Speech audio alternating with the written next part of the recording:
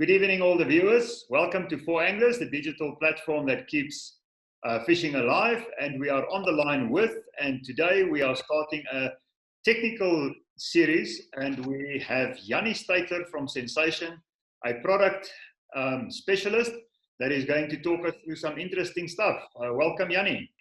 Thanks, Werner. Yeah, thanks for everything you're doing for the industry. So yeah, it's great to be on the show. Okay, so Jannie, today we are talking reels. So let's talk reels. What are the different types of reels and what do we use it for? Yeah, basically, just to give you a quick rundown on it, there's 3 different types of reels, pretty broadly. So first of all, you have a rear drag spinning reel.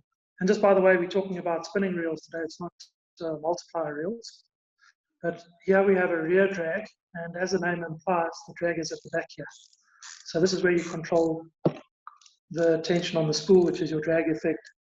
Now, these are older style reels. They were very popular probably about 15, 20 years ago. They've declined in popularity since then. We find them mainly on entry-level reels now.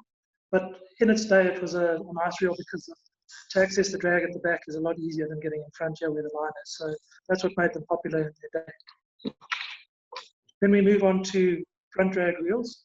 I'm sure everyone's familiar with these type of reels. So as the name implies, front drag, your drag washers, all your drag mechanism sits here inside the spool. Okay, and the tension is adjusted by means of the, let's call it that little tab in the front there, and that'll determine your drag pressure.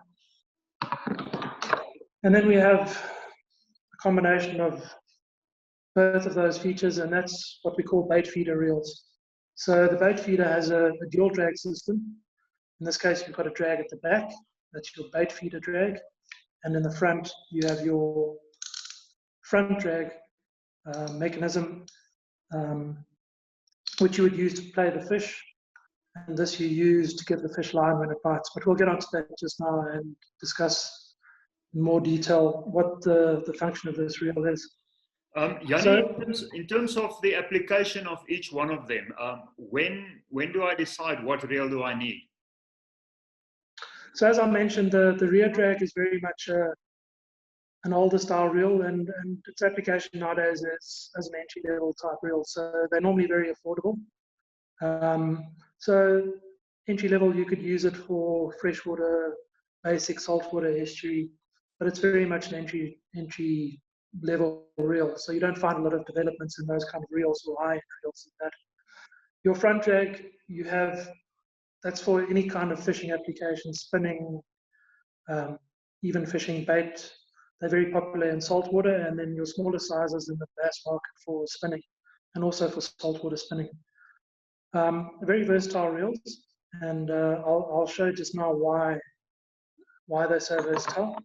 And then your bait feeder reel is used mainly in the South African context for carp fishing, because it allows the line, the fish to pick up the line and move off with the bait, and it's not going to pull the rod off the stand.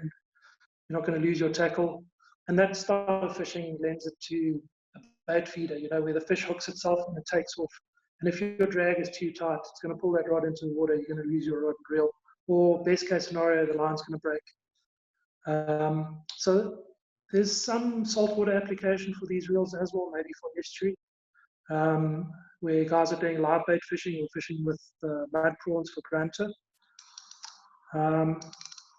So they're used there as well, but generally for heavy saltwater applications, there's a limited development in bait feeder reels there. There are some models that are applicable, but that's more limited. Out there in the sea, if you're fishing a live bait, the guys prefer just to open the spool, let it take line, take it over and head it. So yeah, those are the main differences.